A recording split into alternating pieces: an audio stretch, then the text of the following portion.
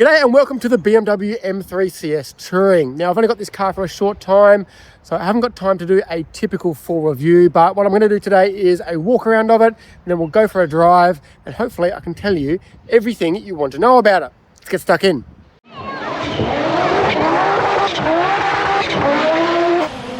So first things first, it looks pretty awesome. This is a great spec. It's kind of like a Brewster green. I'm not sure what BMW call it, but green over gold always works. Though I will make a couple of notes about the looks and the design of this car. Anything to note, red badging, being a CS. So from this angle, look at that. That is magic. It's got one of the best rear three quarters you'll ever see on a car. Whereas I don't think it quite works so well is at the front, and there's a couple of reasons for that. One is that there's staggered rims, not only in size, but in diameter. So we've got 19s at the front and 20s at the rear. So as you can see, the rears fill the guards really, really nicely. Whereas at the front, we've got 19s, more tyre. There's a little more ride height at the front as well. It just looks a bit, weedy's maybe too strong a word, but you've got this massive fat rear end, and the front looks a bit odd. I'm not sure why BMW are in love with this staggered 1920 deal on CS cars, although some of the standard one is now as well, I believe. But I'm not a huge fan. I'd love to see some 20s on the front of this thing. The other thing, we've got this aero, these carbon aero canards here. Look, it's part of the CS deal. We've also got some more carbon here on the inlets. A lot of carbon on this car. And yeah, okay, I get it, you've got to differentiate the car somehow, but they look a bit OTT to me. I'd like to lose the front aero bits, 20s on the front, but the overall spec, the green, is mega. Here we go, we've got full carbon bonnet, which I'll show you in a minute when I pop the hood. This car is $253,900 plus another $19,000 for the carbon ceramic brakes, as you can see down there. So you're looking at about $300,000 on road. And that is a lot of money, especially for an M3. It's about $70,000 more than a regular M3 wagon. So we're asking quite a big premium, which is important to think about because it places this car in context. The standard M3 Touring is fantastic. So this is going to have to be really, really good. One cool, neat trick, obviously, being an M3, if I can just open it. Just open it like that. You've got the split tailgate. It's kind of handy. And then if we open the full boot, very decent luggage space. You know, it's not a massive car, but it's still pretty handy. You can drop the rear seats electronically there. As you can see, this has been well used, this press car. I'm certainly not the first to have it, but it's all part of the wear and tear of having a wagon. Electric boot. Cool quad pipes, titanium pipes as part of the CS upgrade. Now let's have a look under the bonnet. Here we go. Voila. So still a 3-litre twin turbo straight 6, but it switches to monoscroll turbos rather than twin scroll turbos. They're slightly bigger, 405 kilowatts, up from 375. Torque is the same at 650 Newton meters. You can also see this specific bracing in the CS. It ties all the front end together. Part of the reason why these cars are heavy. This is probably about 1900 kilograms, maybe a fraction under. A lot of bracing in these cars to keep them stiff, but apart from that, yeah, 8-speed auto is the only gearbox available on the wagon. And look at this, real carbon fibre. So the sedan CS gets a carbon roof as well, whereas this is just a steel roof, I believe. Might be alloy, but it's not composite. So the usual treatment, it's a little bit lighter, like 15-20 kilos, more horsepower, but a lot of the CS changes are under the skin. These things feel quite different to drive, though BMW doesn't offer a lot of information on why, but let's go and see what those differences feel like. So a quick note on the interior before we get underway. Massive carbon center console. This being a CS, it's kind of decontented. There's no cup holder, but there's not really many places to put stuff. You've got this cool bit for your wallet, but if you want to put a drink anywhere, if you want to put a coffee anywhere, tough luck. Sounds like a small thing, but it is something that annoys you every day. Got the cool carbon bucket seats, all the carbon through here. Thankfully, they've come a long way back towards being a regular model, these CSs. The first CSs had no door cards, so really had nowhere to put anything. They had single zone. I don't think even they had climate control. They had air conditioning, all to save some weight. And it just made the car quite a pain to live with. Whereas now we've still got dual zone climate control, even though the standard car has tri-zone climate control. So yeah, it's kind of weird. You do lose a bit of kit, even though it's 70 grand more expensive, but you do get a lot of carbon to make your car feel special. So I'll start off just driving it normally. We can talk about what that's like, and then we'll hit some twisties.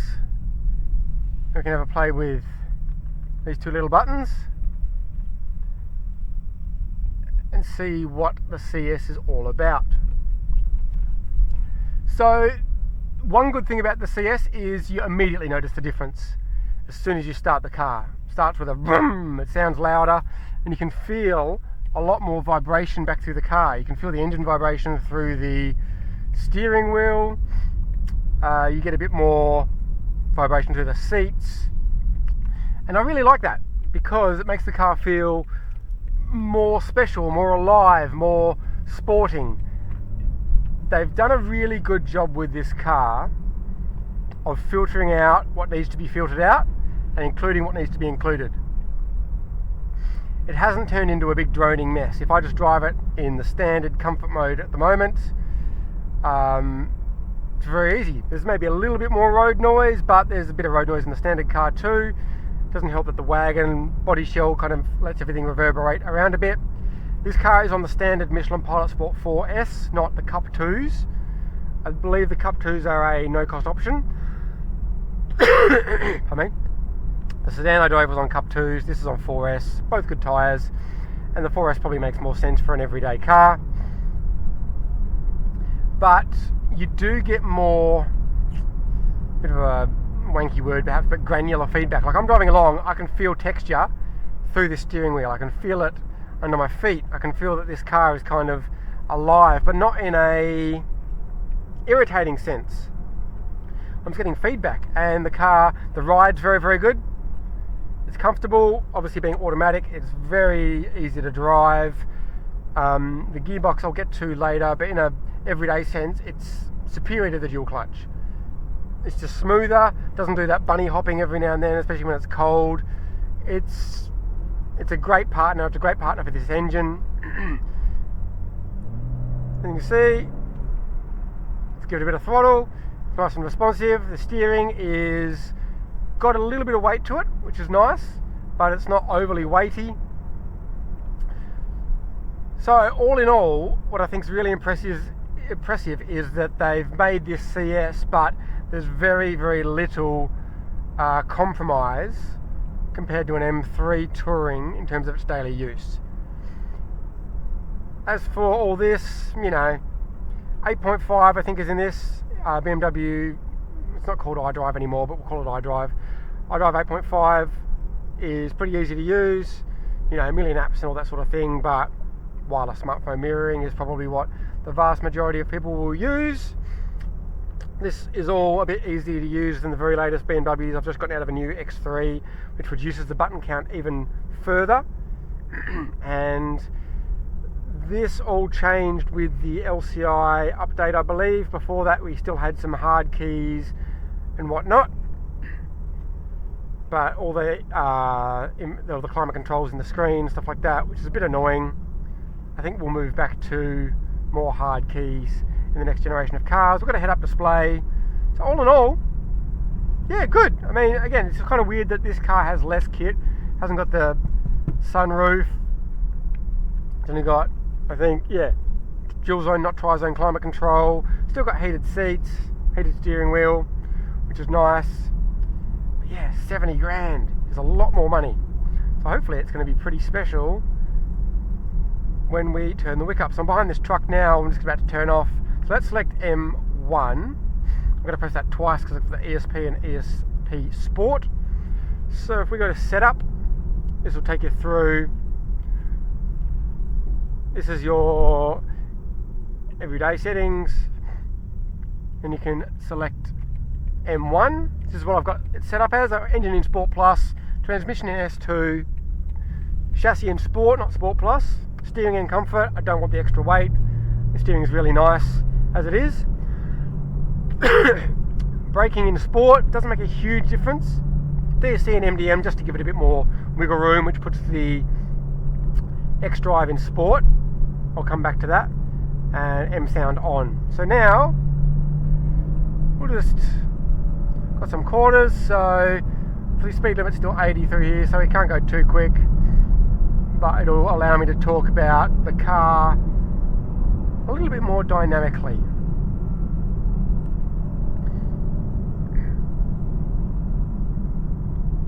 Again, one thing with the CS is that I found in the sedan, and this Touring seems similar, is that there's definite dynamic upgrades. Even though BMW isn't very forthcoming in what's changed, it just talks about revised this and tweaked that. I think the changes in these cars are quite substantial because they feel quite a lot different, quite a lot more focused. There's less slack in them, there's better response, there's a lot better feedback, especially through the steering. If I had to guess, it'd be stuff like maybe they've turned some of the rubber steering bushes into like pillow ball joints or rose joints or whatever. Same in the rear, maybe they've hard mounted the subframes or something like that, just to tighten the car up. But as you can see, it's still not too noisy. The ride is still perfectly acceptable in Sport. Yes, it's firm, but I even took my son to school in Sport this morning because he wanted the car to make loud noises. And you go over speed bumps and there's no jolting or anything like that, it just beautifully bobs and supports the car, absorbs the bumps very, very nicely indeed. Okay, now we're on a proper road with a proper limit. You can see it doesn't take long to get to triple figures. 3.5 seconds is the claim, I think. A couple of things I forgot to mention. You sit extremely low in these cars, in these CS cars. I like to sit as low as possible and have the wheel up as high as possible, but this is verging on almost too much. But I think now that I'm accustomed to it, it's actually really, really nice. You feel really ensconced in the car. Now we're on a road with a 100 limit. We can have a little bit of a push, although to be honest, this car is so fast that it's not really a speed limit sort of car, you know. You got to take it to the track to really exploit what it can really do. But you just get so much, I said it before, we just get so much more feedback, and that equals confidence on this type of road.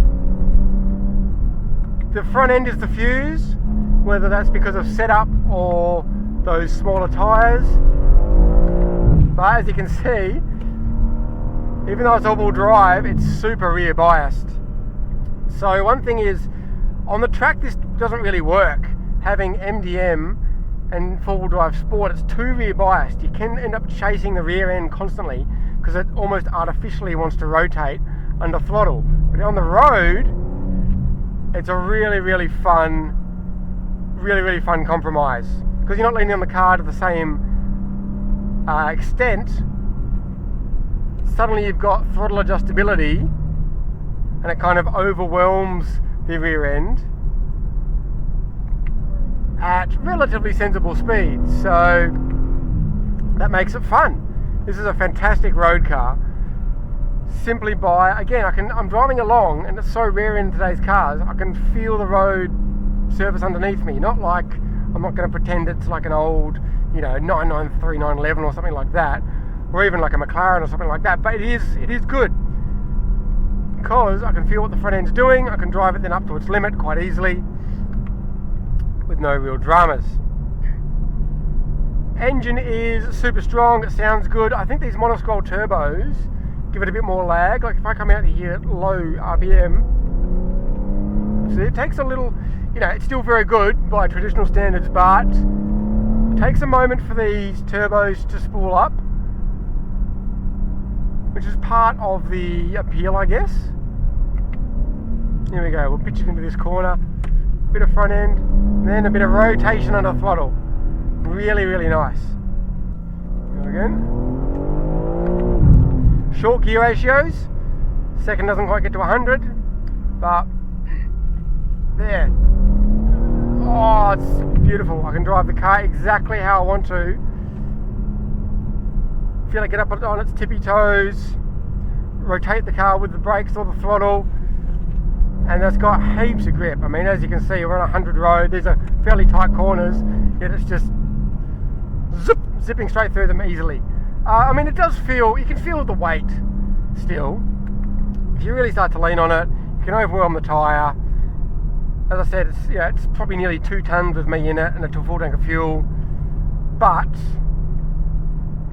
it's just a really nicely judged road car. As I said, there's very little compromise in terms of everyday use, in terms of its ride, in terms of its noise. It's still a very, very easy car to drive. It's still comfortable. Yet, there's a lot more feedback in the car when you get to roads like this. Even when you're not driving, you know, I'm just sort of weaving along because the speed limit could probably be 160 along here and would still feel hemmed in. But it's a proper driver's car, isn't it? It's a car that gives you feedback and communication.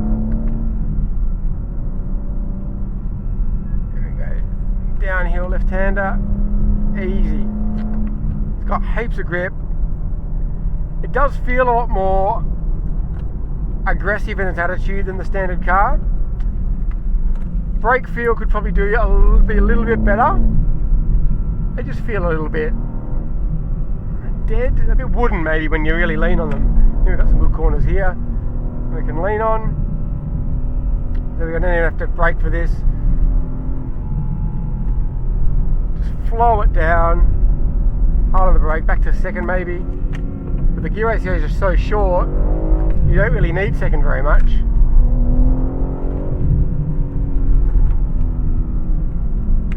Yeah, this is a great car. Is it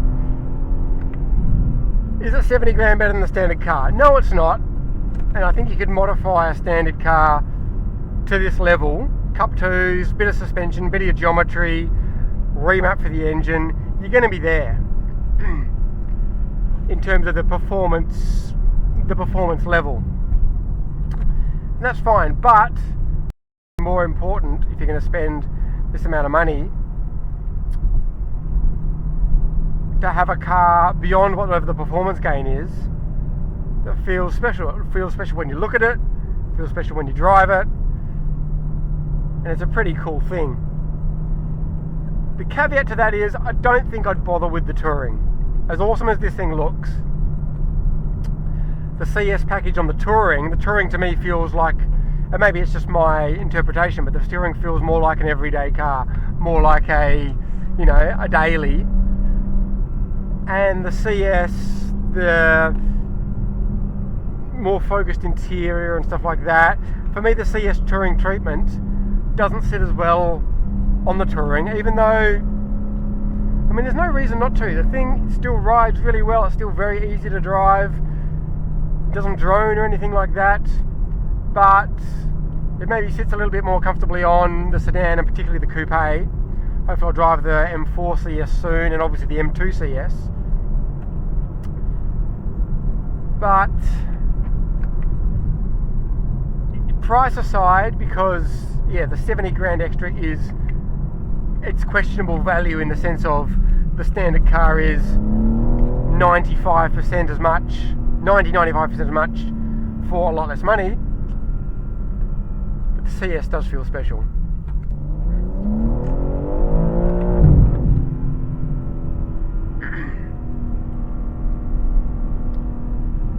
look now. Hopefully that's given you a bit of an indication of what this thing's like.